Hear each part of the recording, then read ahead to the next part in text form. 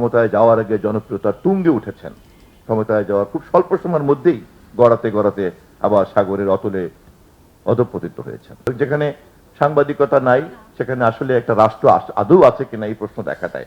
আধুনিক শাসন ব্যবস্থাতে যেহেতু রাষ্ট্রকে ব্যবহার করতেই হচ্ছে, ইচ্ছা নিরপেক্ষভাবেই একজন ভালো শাসক অথবা একজন খারাপ শাসক তার হাতে রাষ্ট্র এবং শাসন ক্ষমতার দণ্ড চলে আসছে। দ্বিতীয় প্রশ্ন হচ্ছে যে এখন উনি এটাকে কি জনসেবার কাজে লাগাবেন, নাকি জনসেবাবিহীন ভাবে ক্ষমতার শুধু ভোগ করার জন্য কাজে লাগাবেন এবং সেই ক্ষেত্রে রাষ্ট্রকে একটা নিপীড়নের যন্ত্র হিসাবে কাজে লাগাবেন। এই পর্যায়ে এসেই কিন্তু ইনফ্যাক্ট একটা ব্যবস্থাপনার প্রশ্ন দেখা দেয় এবং সেই ব্যবস্থাপনাটা কোন লক্ষ্যে ধাবিত হচ্ছে।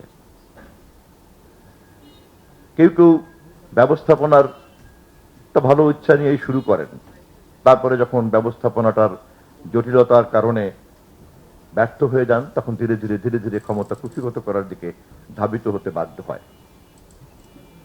কেউ কেউ জানি না তার লক্ষ্যটা কি, শুধুমাত্র একটা প্রবৃত্তির কারণে ক্ষমতার দিকে ধাবিত হতে থাকে, তারপর যখন ক্ষমতাটা পায় তারপর সে একটা দিক নির্দেশনাবিহীন পরিস্থিতিতে পড়ে যায়। ইতিহাসে এমন অনেক জনপ্রিয় শাসককে আমরা দেখেছি ক্ষমতায় যাওয়ার আগে জনপ্রিয়তার তুঙ্গে উঠেছেন, ক্ষমতায় যাওয়ার খুব স্বল্প সময়ের মধ্যেই গড়াতে গড়াতে আবার সাগরের অতলে অধঃপতিত হয়েছেন।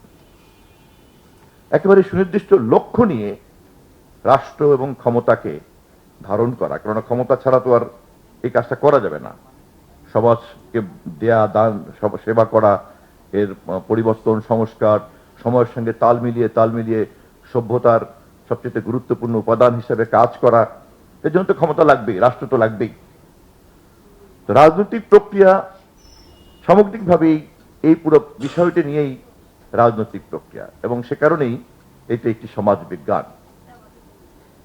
সে কারণে এটা যেমন কেবলই সাহিত্য নয়, তেমনি এটা কেবলই কিন্তু পিওর সায়েন্স নয়, সমাজ বিজ্ঞান। স্বামী স্ত্রী যতই কাবিননামায় চুক্তি করুক, সংসারের শান্তি কিন্তু চুক্তিতে নিহিত থাকে না, এটা সম্পূর্ণই একটা অন্য বিষয়। আবার চুক্তি যেহেতু আছে সে কারণে তা মানামানির একটা বাধ্যবাধকতাও কিন্তু থাকে। ফলে এক মন নিয়ে চলা এক জিনিস, কিন্তু একাধিক মন যখন সহ অবস্থান করতে হয় এবং তা আবার একটা চুক্তি দ্বারা আবদ্ধ থাকে, তখন সেই চুক্তির মধ্যে একটা সুস্থ সুন্দরের মাত্রাকে বজায় রাখা, এটার জন্য কিন্তু একটা সৃষ্টিশীল একটা মনোজগৎ লাগে। একটা সংসারকেও যদি আমরা একটা প্রতিষ্ঠানের ইউনিট হিসেবে দেখি এবং তার যদি সর্বোচ্চ একটা ইউনিট হিসেবে আমরা রাষ্ট্রকে দেখি, তাহলে আমরা কিন্তু বুঝতে পারবো যে যে কোনো প্রতিষ্ঠানকে সংহত রাখা এবং সেটাকে একটা শুভ উদ্দেশ্যে ধাবিত করা এবং সেই প্রবাহকে নেতৃত্ব দেওয়া, এটার জন্য কিন্তু একটা আলাদা এক ধরনের দক্ষতা যোগ্যতা লাগে। সম্ভবত এটাকেই নেতৃত্ব বলে,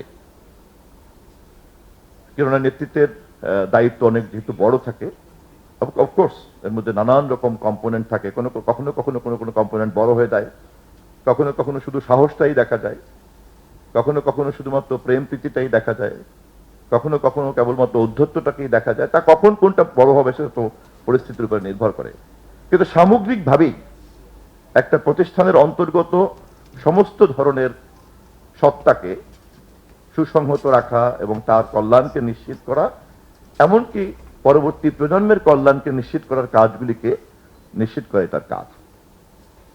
সেই ক্ষেত্রে আমি আবার আমার ওই পয়েন্টে ফিরে যাচ্ছি যে এই ব্যবস্থাপনার কারণে যেহেতু রাজনীতি এটা করছেন, ফলে এটার জবাবদিহিতার একটা প্রশ্ন যদি না থাকে এবং এটাকে যদি সবসময় এর প্রতিবিম্ব যদি সংশ্লিষ্ট সকলের কাছে পরিষ্কার না থাকে, তাহলে এটাকে দেখা বা বোঝার মানদণ্ডটা কি থাকবে।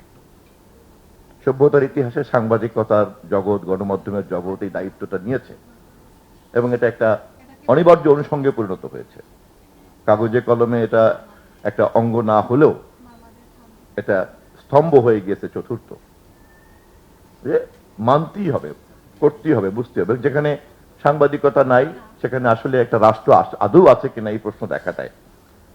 পৃথিবীর বহু বড় বড় বিজ্ঞানীরাই একথা বলেছেন যে রাষ্ট্রবিজ্ঞানীরা সমাজবিজ্ঞানীরা বলেছেন যে সাংবাদিকতাবিহীন রাষ্ট্র আর রাষ্ট্রবিহীন সাংবাদিকতার মধ্যে যদি কাউকে বেছে নিতে হয়, যে কোনো সভ্য মানুষ রাষ্ট্রবিহীন সাংবাদিকতাকে বেছে নেবে। সাংবাদিকতা এত বড় একটা অনিবার্য অনুষঙ্গে রূপান্তরিত হয়েছে সভ্যতার প্রক্রিয়াতে।